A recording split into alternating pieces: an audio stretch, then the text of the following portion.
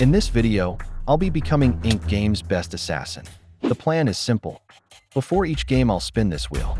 Each section represents my targets for the round. For example, if I spin this wheel and it lands on 0 to 100, every player within that range is my target for the round. There are 3 conditions to win this challenge. I must eliminate at least half of the targets. Each of these kills must be by me or another assassin. And to truly win, I must be the only survivor of the games or win a rebellion. With that out of the way, let's get into the first game.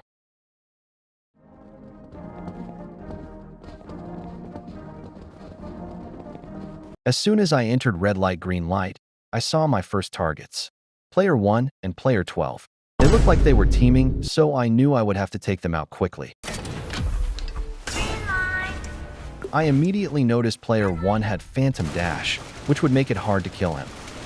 I end up going for Player 12 first, which was going well.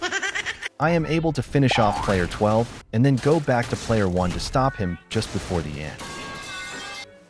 Just before Dalgona, I scan the leaderboard to check how many targets are left still. I get circle on Dalgona, so of course I fly through it perfectly with no cracks. I check around to see if any of my kills are still on their cookie, and that's when I see Player 2 with the Mona Lisa. He fails, of course, meaning that I had lost one of my targets for lights out. Luckily, that's when I see Player 11 munching on food like a big back and decide it's his time to go. I get a few good hits on him, and then he starts getting away. Luckily for me, I'm in absolute sweat, and I take him out 2 seconds later. I realize Player 69 is still alive and quickly go looking for him. I spend about 13 seconds looking like an idiot before I get to his bed and start hitting him. Lucky hit. For some reason, he doesn't run away, so I take the chance to finish him off. I thought my job was done until I saw something unexpected. I recognized the display name of Player 2 and realized that he had revived after failing the Mona Lisa. Unfortunately for me, it was too late and he got away. He comes up to me and looks me dead in the eyes. I knew I couldn't let him slide. I thought I had won after I got Seeker on hide and seek. But as it turns out, he did as well. I go completely sicko mode on these hiders, leaving none for anyone else. Then I stand there aura farming, proud of my success. I see that Player 2 had also survived, only fueling my desire to eliminate him. Jump rope is by far the easiest game, so I pass it with no issue. However, I witness Player 2 fail it like a complete noob and get eliminated before even making it halfway. I was sad I didn't get the kill, but my only goal now is to win. I got through Glass Bridge easily on account of the fact I had the Glass Manufacturer Game Pass. I thought this would be an easy win, but these absolute gremlins decided to rebel, which was a problem for me since I had never won one before due to my massive skill issue. Nevertheless, I ran in and picked up a gun and started taking out soldiers. I got pretty far because of my medic ability, but I ended up dying after I rushed to go to a highlighted section. It was definitely a bummer, but I was glad to see that 2 people had made it to the end.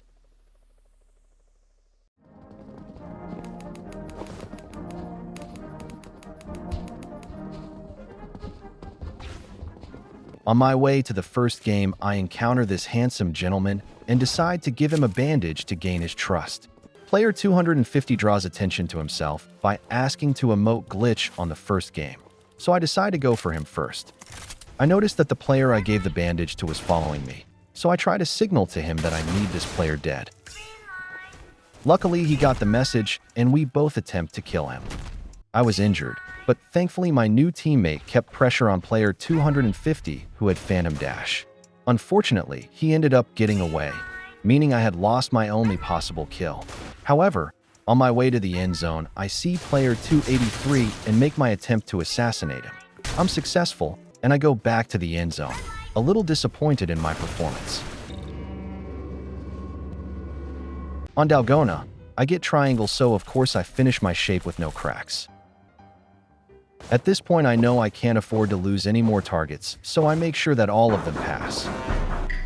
My enemy Player 250 tries to make an alliance with me, but little does he know he's the first one getting killed tonight.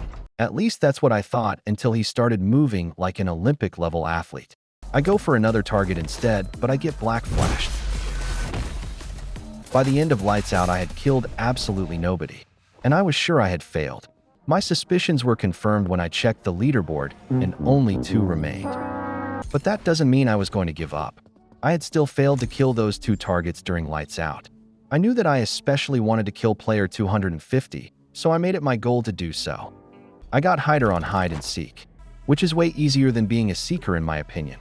My teammate discovered our hiding spot, but due to the lighting, I couldn't tell he was a seeker. I watched as he pulled out a knife and starts brutally murdering someone else in the room, so I dip. I end up finding another room, but this guy still finds me. Although I don't think he was trying to kill me, he still led some seekers to me, so I had to escape.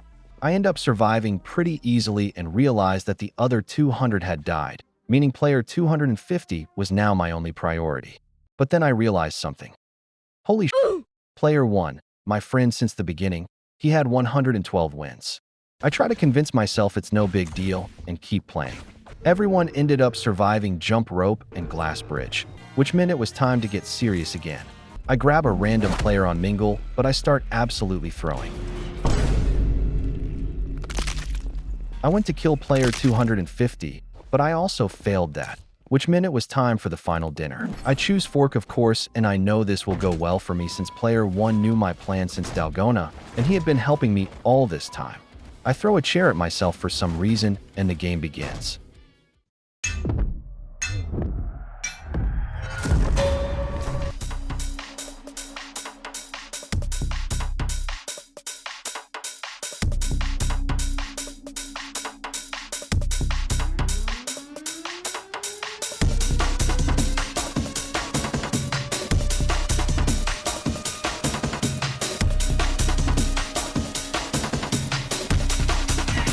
For the Ink Nation.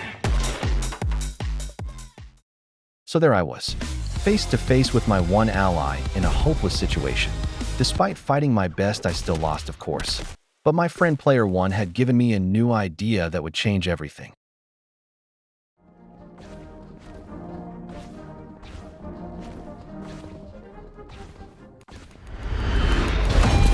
My new plan was to bring in a second assassin, my most trusted agent, Agent 404. While looking for my first target, I was nearly fatally wounded by a bacon. Of course, I can't let that slide, so I heal up and go out of my way to kill him, even though he's not a target. Unfortunately, I couldn't find any of my targets despite looking around at every player's tag. So, I made a last-ditch effort to kill this guy at 10 seconds left. Luckily for me, he was player 157, meaning I had secured my first kill. Thankfully, I make it back in time and see that my agent had survived as well. Red light, green light hit us pretty hard since it eliminated over half the players, causing me and Agent 404 to lose over half our targets. I knew we could still win easily by working together though. What won't be difficult though is this star cookie, which of course, I finish easily with no cracks. I'll speed this up a bit since you can probably already guess how this game goes. I salute player 198 as he eats his food peacefully, not knowing what's about to happen to him. Eliminated.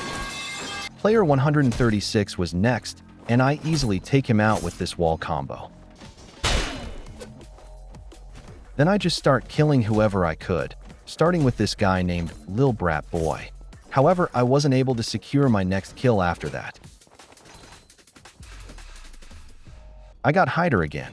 I started out in this room with Agent 404, but then we were found, and since he didn't have dash, he got killed. F in the chat for Agent 404. At least that's what I was thinking until he miraculously came back from the dead. Now, don't ask me how I managed this, but I actually ended up dying on jump rope, leaving Agent 404 to win by himself. I'm successful in guiding Agent 404 to the end with my glass manufacturer ability. But this also meant the other 2 players survived as well.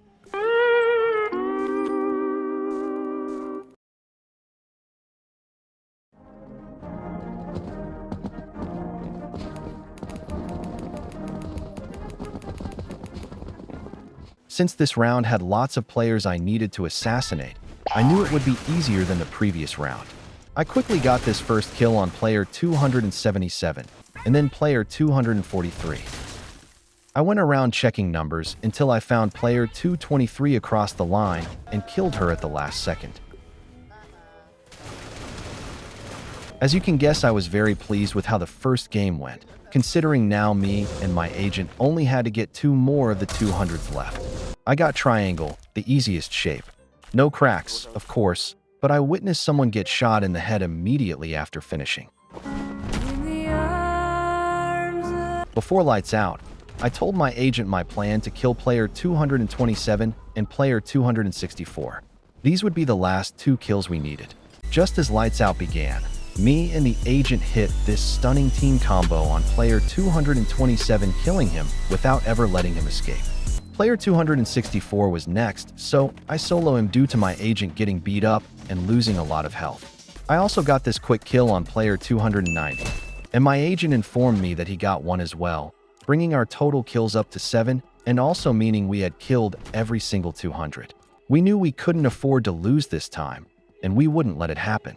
I thought I would be fine with Hyder, but I was an idiot, and I cornered myself without any doors to go through. I tried to aura farm by pushing the Seeker into the spikes, but that plan failed quickly, and I had to get out of there. I easily evaded the Seekers though, and hid in a room for the last few seconds. Thankfully, the agent, who was a Seeker, got his kill, and we both moved on to jump rope and then glass bridge with no difficulty. I tried to eliminate the other players by lying about the correct panels, but they saw through it, and everyone survived. On Mingle, both me and the agent attempted to choke one of the 2 players left. I got my kill, but the other guy lived. So, it was time for the final dinner again.